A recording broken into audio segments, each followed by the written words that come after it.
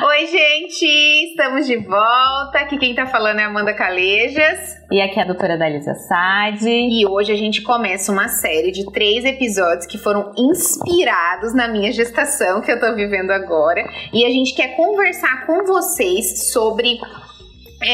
três tempos da gestação, né, Dalise? Digamos, a gente dividiu em 3 tempos da gestação.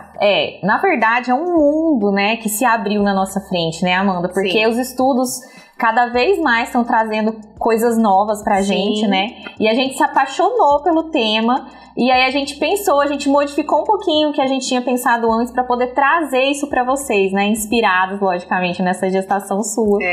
Para vocês também estarem por dentro de tudo que é melhor para você e pro bebê de vocês. Exatamente! Então a gente dividiu essas 3 etapas, digamos, em uma etapa enquanto a criança ainda tá no forninho, a outra etapa relacionada à chegada da criança e a terceira etapa, os primeiros dias da criança em casa. Então...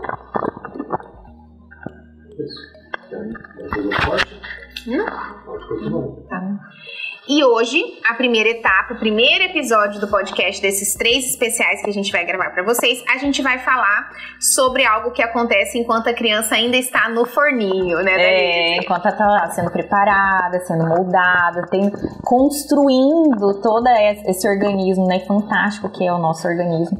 E, Amanda, tanta mudança, tanta coisa nova que a gente aprendeu. Pois é. Né? Muito. E realmente, nossa, cada vez a gente vai ficando mais apaixonado por tudo isso, né? Você vê que é tudo aprendizado, né? Tudo. Quando eu descobri que eu tava grávida, eu comecei, todo mundo que me conhece sabe que eu tenho esse perfil, né? De querer estudar, de querer ver, de querer saber. É claro que eu confio nos médicos que me acompanham, na minha nutricionista, mas eu também queria ser parte ativa desse processo. E eu comecei a estudar e comecei a mandar da Liz, olha isso daqui, a gente foi descobrindo tanta coisa legal. E assim, a gente tem uma noção, por ser pediatra, por trabalhar com isso, mas a gente conseguiu se aprofundar muito mais porque a gente percebeu que nos últimos tempos muita coisa nova surgiu também, né, Dalise? Amanda, sabe o que me vem na cabeça quando você começa a falar isso? Que as pessoas sempre perguntam pra mim assim, né? Eu que já tenho as meninas, fala assim, deve ser muito fácil pra você ser mãe e pediatra. Gente, na verdade não é tão fácil assim. A gente sabe, né, a teoria e tudo, mas existe muita coisa que a gente ainda tem que estudar. Então, por isso que a gente pensou em preparar isso, para que vocês também, né, se apoderem do processo, porque o conhecimento, ele abre muitas portas e ele tranquiliza a gente para as coisas. Então, a gente quis trazer isso para que vocês passem esse período de gestação mais tranquilas. Não precisa só do médico estar lá naquele momento. Você pode buscar, da mesma forma que a Amanda está buscando, né, que a gente está buscando, você pode buscar o conhecimento.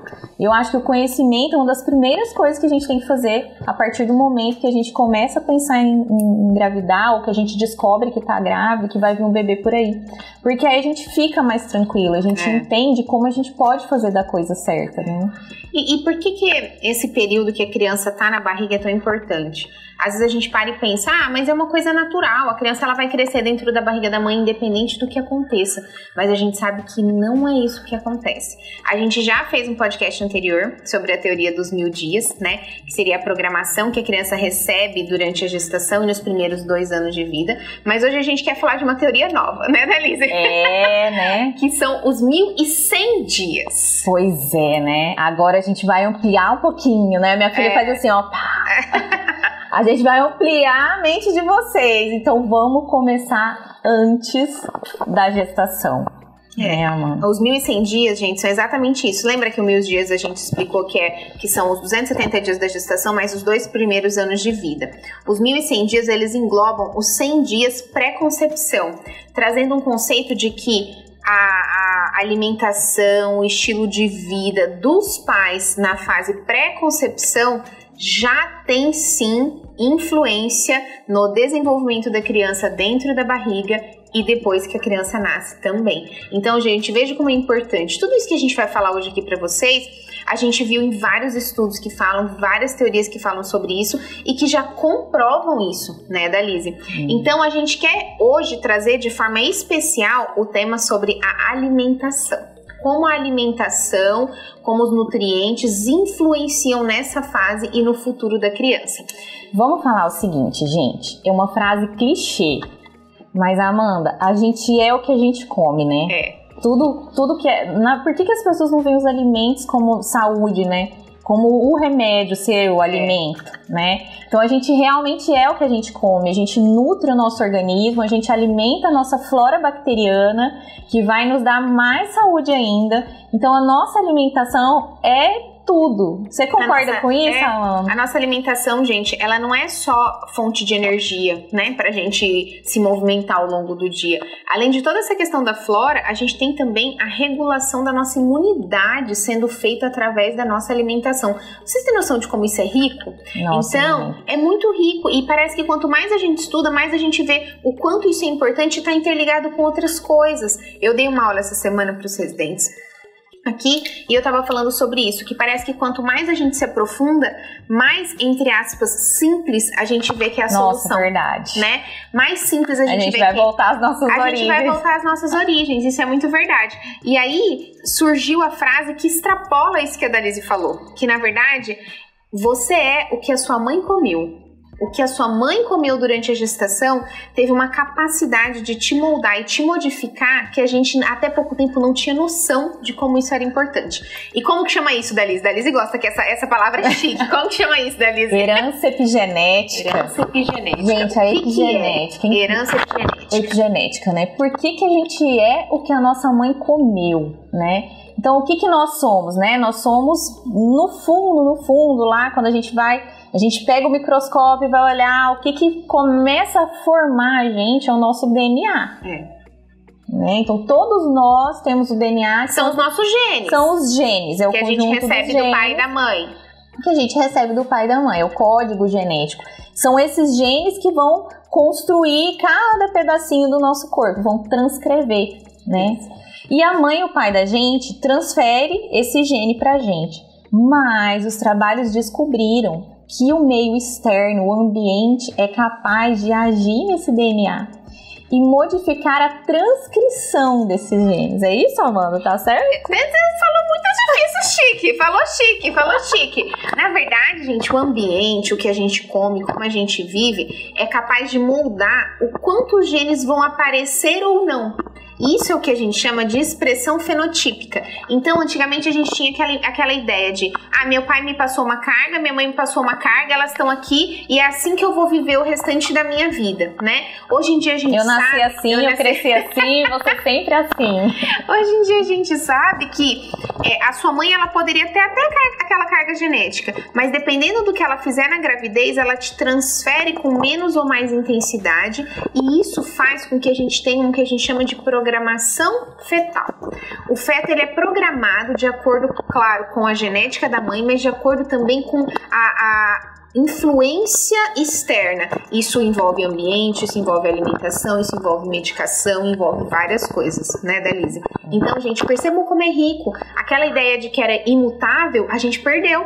A gente tem uma ideia do quanto isso é relevante e interfere, sim, na programação do feto e da criança. E aí a gente começa a se apaixonar por essa história, é chique, né?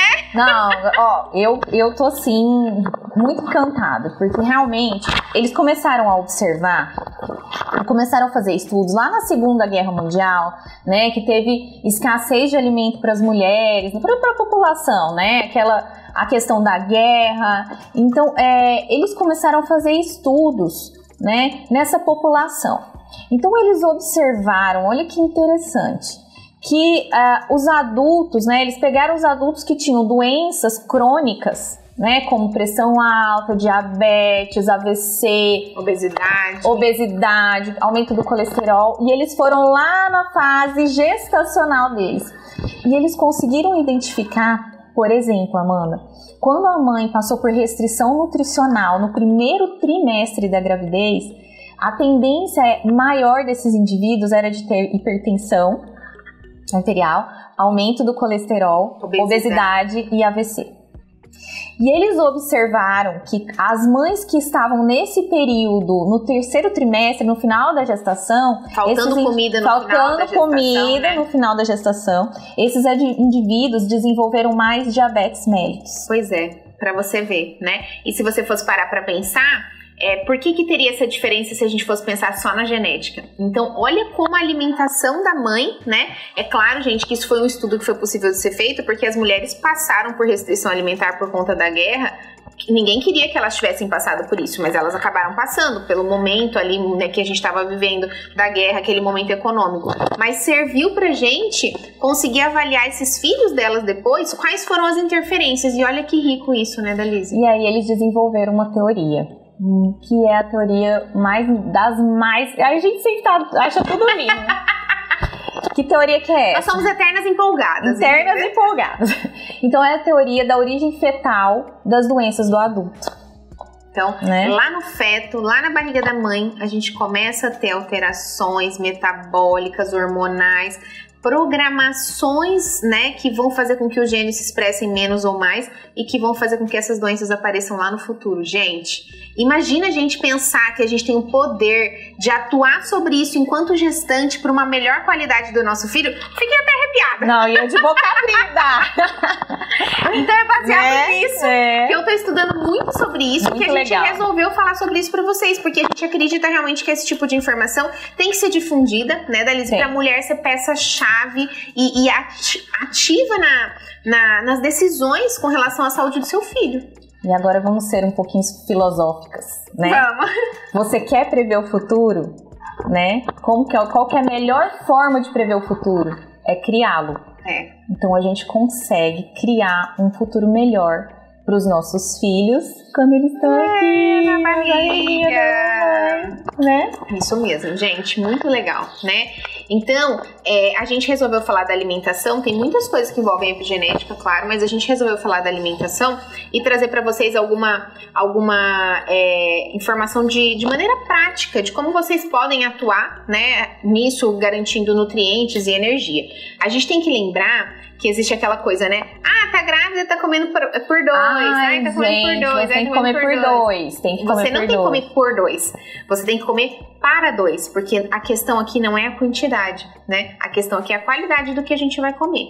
Então, a gente tem que saber diferenciar isso, porque senão a gente faz uma alta carga energética, engorda muito e não tá oferecendo os nutrientes que a criança precisa. Isso também é um conceito que a gente quer trazer para vocês. Comer para dois.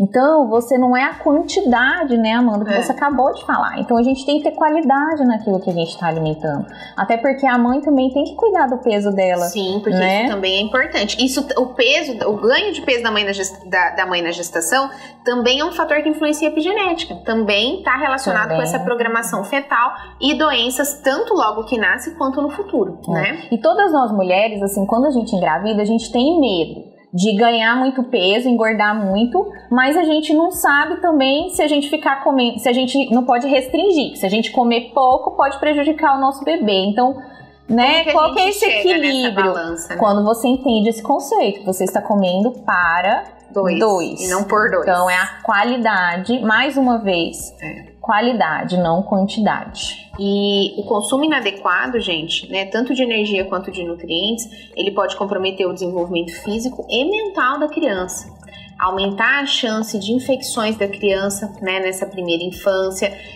programar geneticamente essa criança para ter uma baixa estatura. Então, realmente é muito importante essa nutrição adequada. Então, a gente vai começar, Amanda, na verdade, antes, por isso que agora são os 1.100 dias, não são os 1.000 dias. Então, a gente vai começar nesses 100 dias, que é o primeiro trimestre, antes de você engravidar, né? Então, a gente precisa começar a ir repondo os estoques, vendo como que tá a nossa saúde, pra gente já ter esse estoque para a demanda do bebê que vai chegar. Então, olha que interessante também os trabalhos. Por exemplo, que todas as mulheres sabem, Amanda, que eu acho que toda mulher sabe que antes de engravidar a gente tem que começar a tomar o ácido fólico. Tá? O ácido fólico, ele é a vitamina B9.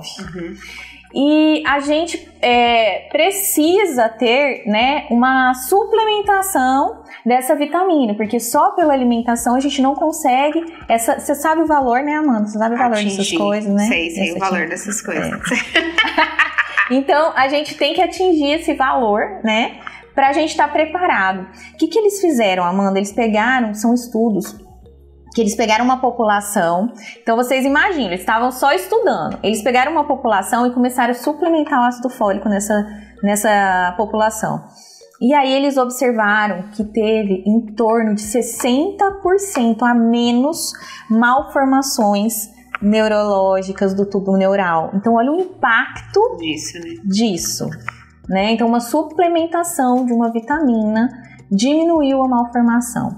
Então essas suplementações também são responsáveis por diminuição de malformações fetais. Sim.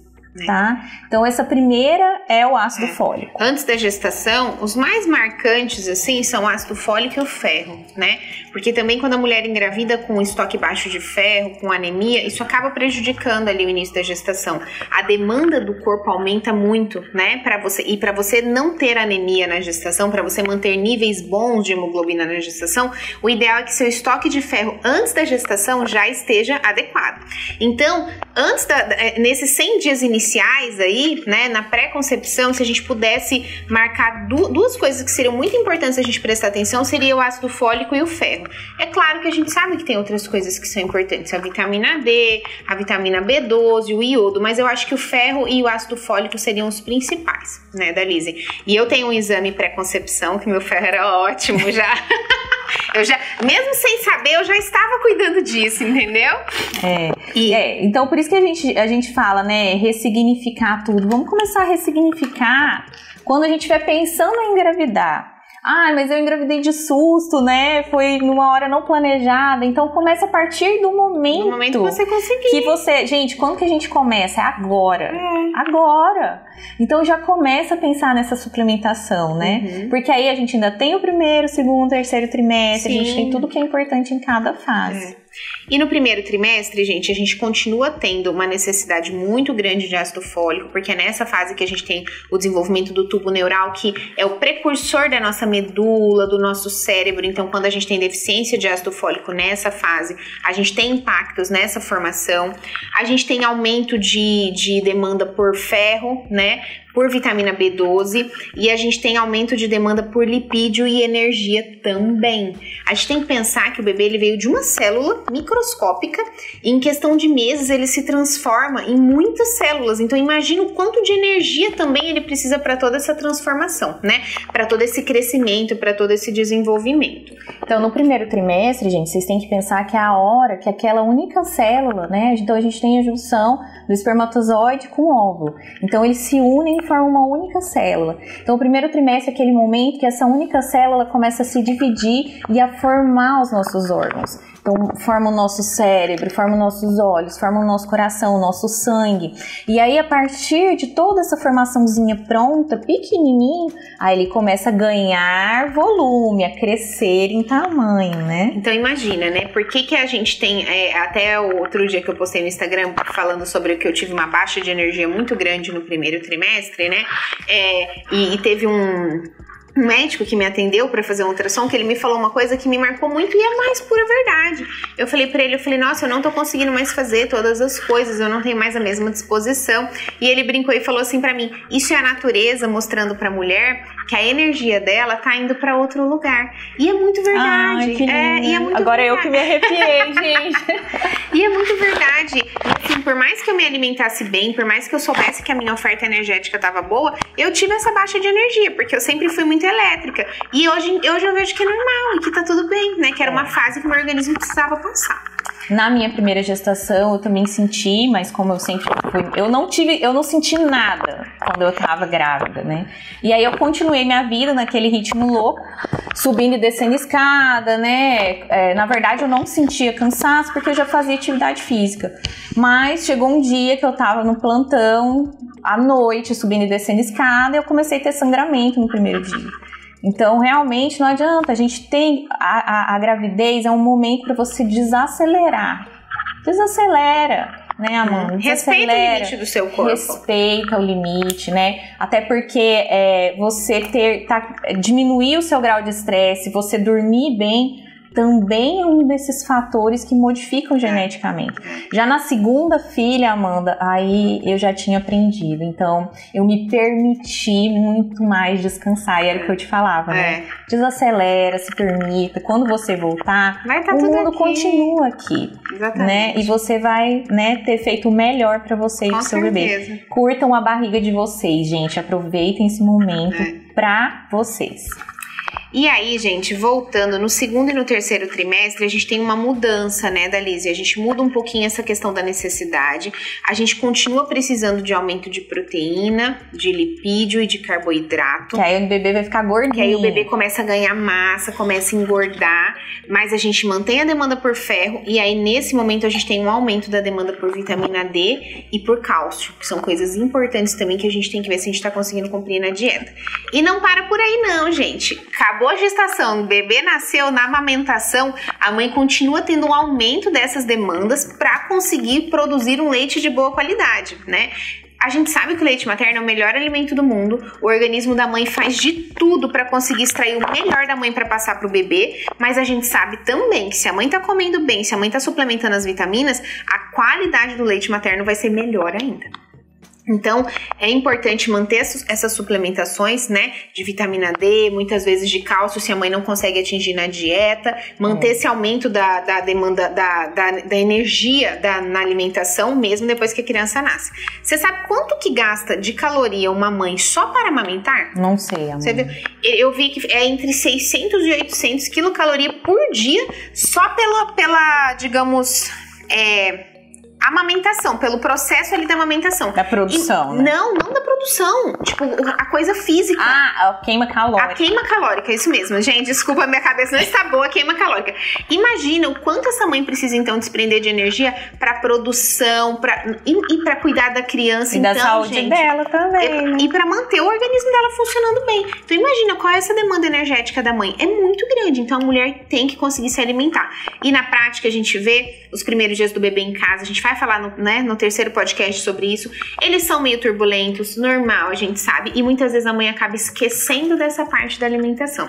Então, nas consultas é uma coisa... E também, Amanda, tem muitos mitos, muita coisa cultural que vai passando. Que não pode que não pode, né? Exatamente. E aí, nas primeiras consultas que eu faço, eu sempre pergunto pra mãe, você tá comendo bem? E na maioria das vezes a resposta é, não estou conseguindo. Estou muito cansada, tô sobrecarregada, tá sem horário. Então, gente, nessa hora a gente puxa a orelha da rede de apoio. A rede de apoio tem que estar ali para cuidar do bebê, mas tem que estar ali para cuidar da mãe também. E da alimentação da mãe, que é uma das coisas mais importantes nessa fase, né? Com certeza. Gente, profundo, né, até aqui, né, Dalise? Ai, muito gostoso falar sobre isso, né? É muito gostoso. Muito gostoso. E eu fico imaginando assim, às vezes a gente posta algumas coisas no Instagram e a gente recebe o feedback, né, das mães de, nossa, doutora, eu nunca tinha pensado nisso, obrigada por ter falado nisso. E é exatamente isso que a gente quer fazer, né, Dalise? A nossa intenção é exatamente imagina você tá gestante, já tá tendo toda essa informação, nossa... Eu posso falar que por isso que a primeira gravidez é tudo muito delicado, a segunda já é mais sussa, e a terceira, diz que o primeiro filho é de cristal, o segundo é de madeira, o terceiro é de ferro, né? Eu já falei sobre isso. Justamente por isso, porque a gente já vai tendo conhecimento daquilo, então, gente... Sabendo lidar. Isso, vão atrás do conhecimento, estudem, né? A gente fica mais tranquila. Então, vamos falar um pouquinho... De alguma dessas vitaminas que a gente citou, né? A gente tem que lembrar que quando a gente fala das vitaminas, a gente não tá falando de energia, né? Quando a gente fala de energia, a gente tá falando de carboidrato, a gente tá falando de proteína, a gente tá falando de óleos e gorduras, que a gente já falou sobre isso, que parecem que são vilões, mas não são completamente vilões, são necessários na nossa alimentação. E agora vamos falar das vitaminas propriamente ditas. E primeiro vamos começar falando da vitamina D. A vitamina D foi uma grande... ressurgimento nos últimos tempos, realmente. Né?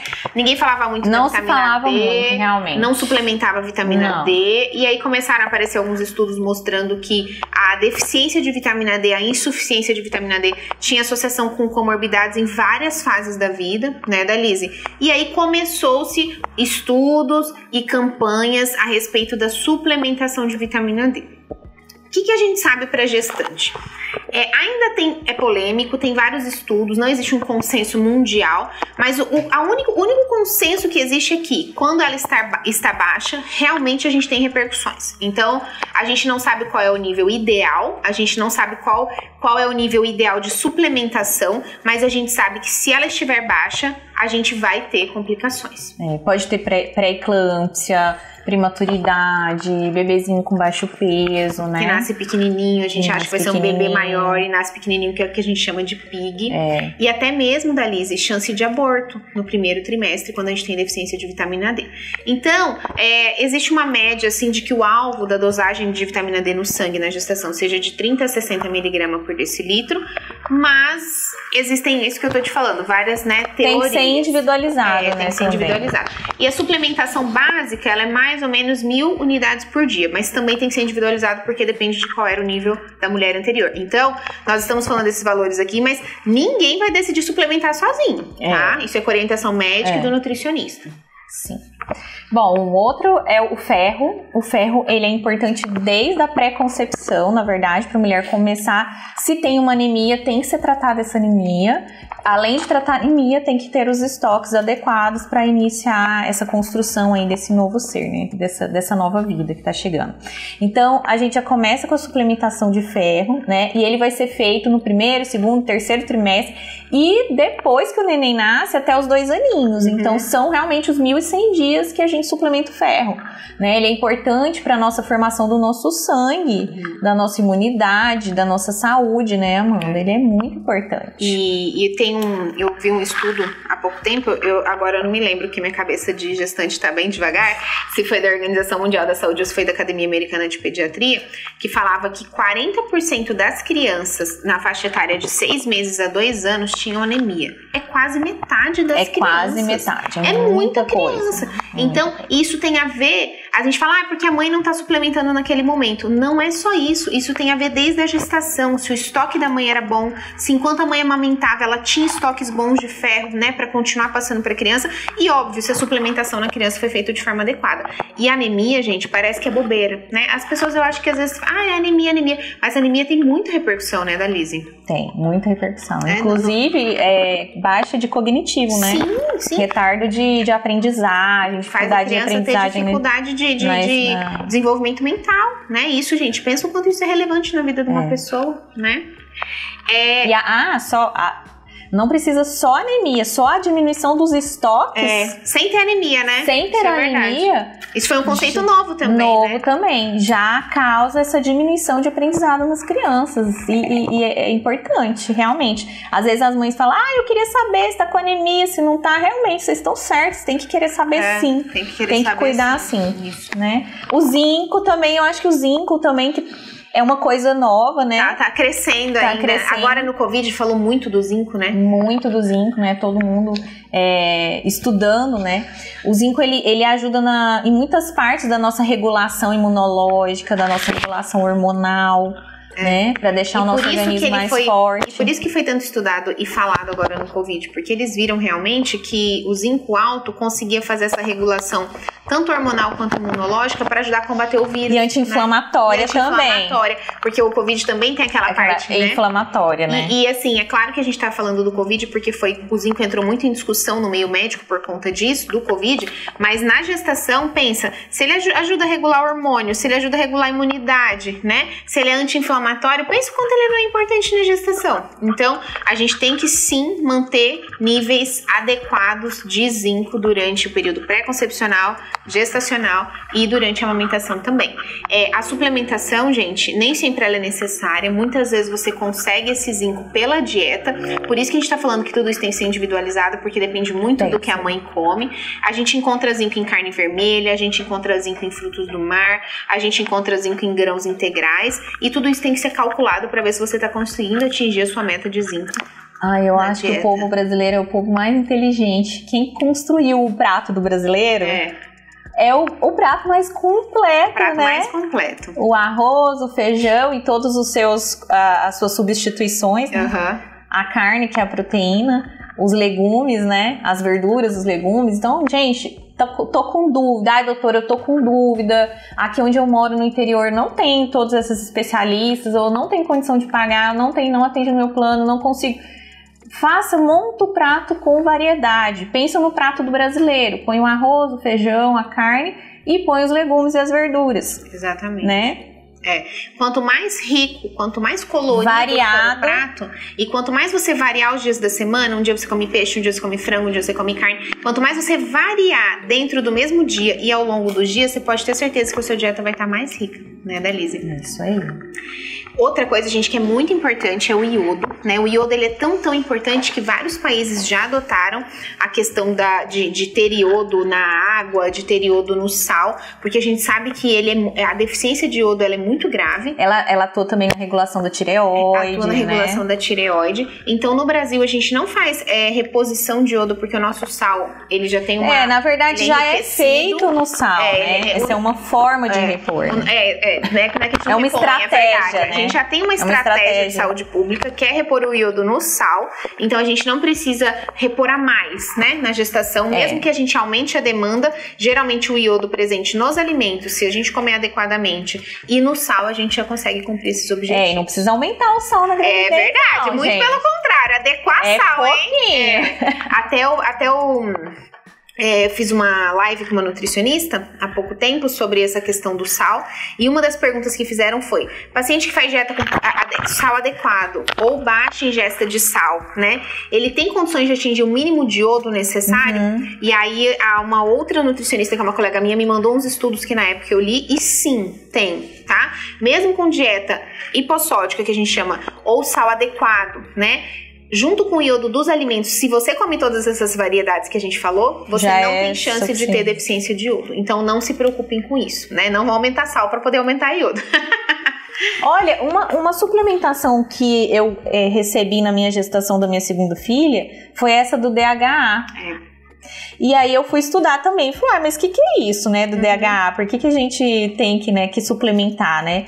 E aí eu fui ver o tanto que é importante também. É importante. Né? O DHA, gente, ele faz parte de um grupo que chama ácidos graxos, né? Esse grupo, ele é composto por vários tipos de ácidos, e esses ácidos, a gente sabe que eles são extremamente importantes para o desenvolvimento do sistema nervoso central. Neurológico, né? Então, a gente faz desde a gestação e na amamentação, porque eu não sei se vocês sabem, o cérebro e os olhos da criança, eles não nascem prontos, né, Dalise? Eles terminam o desenvolvimento aqui fora.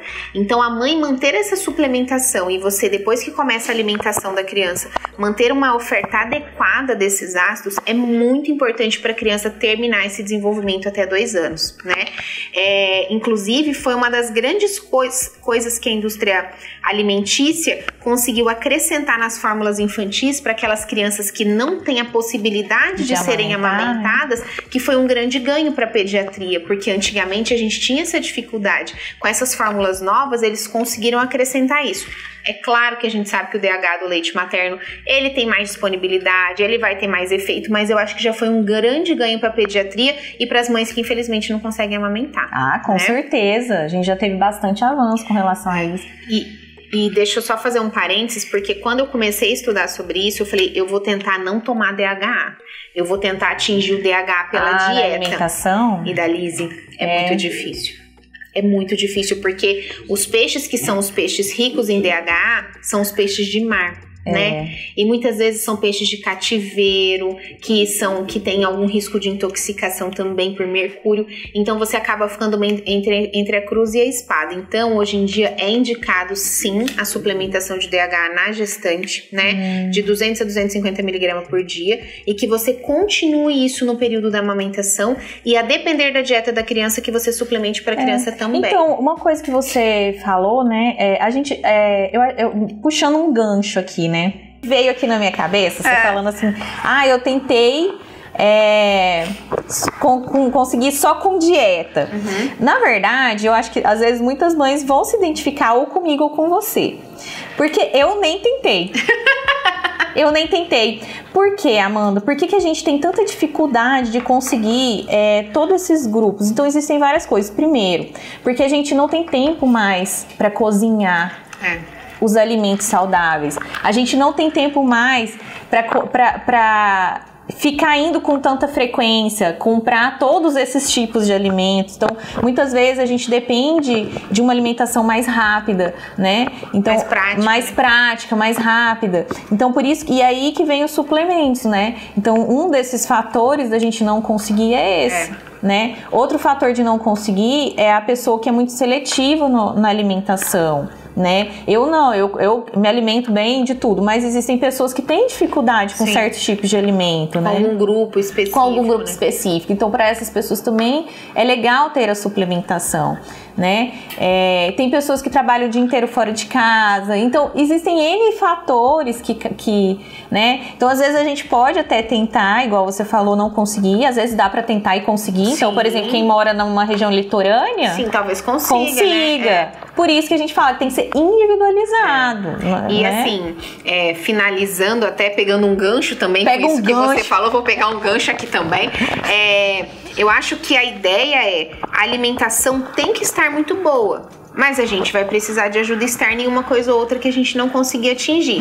Mas não adianta também a gente pensar, né, Dalise, não vou comer nada, não vou me esforçar, não vou... E querer que tudo venha da suplementação. Porque isso também não dá certo. Então, gente, é assim, ó, a alimentação é o nosso pilar principal. E a suplementação, ela vem pra ajudar ali seu cimento entre os tijolinhos. Mas se a gente achar que a gente não vai comer nada e que a gente vai só suplementar e que vai dar tudo certo, não vai dar também. Gente, a nutrição, a nossa absorção dos nutrientes do nosso organismo não depende só do nosso intestino. Ela depende também da nossa flora intestinal. Então, se a gente come errado, a gente não vai absorver. Você pode tomar quilos de suplemento. Se você não tiver uma flora bacteriana adequada, você não vai absorver esse tipo de nutriente. Então, tem realmente, o que você falou, é muito importante. Gostou do meu gancho, então, né? Eu sempre gosto. Sempre gosto dos seus ganchos, gente. Gente, eu acho que era essa mensagem que a gente queria passar com relação à alimentação. Com relação à interferência da alimentação nos 1.100 dias do bebê, fazendo com que a gente tenha toda uma programação fetal que vai estar relacionada com doenças no futuro. A gente espera muito que vocês tenham conseguido entender a ideia. Se apeguem nela, estudem mais, vão atrás, conversem com o médico de vocês para vocês conseguirem fazer o melhor por vocês e pelos seus filhos. É isso aí, gente. Esse é o nosso primeiro vídeo que vai pro YouTube, né? Que a gente tá trazendo pro YouTube. Esqueci o YouTube, mentira! Se vocês estão aqui junto com a gente, né? Esse é o nosso 21º podcast. 21º podcast. 21º episódio de podcast. E é o 21º, né? São 20 podcasts que vocês podem assistir tanto aqui no YouTube o áudio, quanto no Spotify ou em todas as plataformas, Spotify, né? Deezer, Apple Podcast. Na verdade, todos se complementam. A gente tem podcasts falando sobre alimentação, sobre os primeiros dias do bebê. Então, são temas variados que vão ajudar bastante vocês. E eles são fáceis de ser ouvidos, porque você tá limpando casa, eu não escuto mais rádio, eu fico só no Spotify ultimamente. Eu também.